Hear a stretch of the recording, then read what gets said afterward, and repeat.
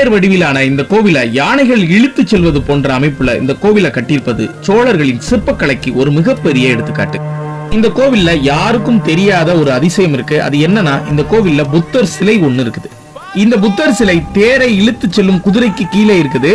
சைவ தலத்துல புத்தரின் சிற்பம் இருப்பது வியப்பை தருகிறது. அதே வேளையில இந்த சிற்பத்துல புத்தரின் கரம் ஞான முத்திரையை காட்டுவதாக செதுக்கப்பட்டிருக்கு.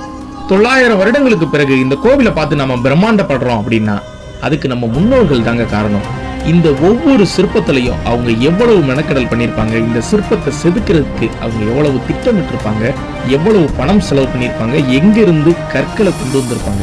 இதை நினைக்கும் போதே நமக்கு பிரம்மாண்டமாகுது. இங்க தஞ்சை பெரிய கோவில் அப்படின்னு போகிற மாதிரி ஒரு சூழல் வந்தா நிச்சயம் கும்பகோணத்துக்கும் போய் இந்த தாராசுரம் ஐராவதேஸ்வரர் திருக்கோவிலையும் போய் பாருங்க.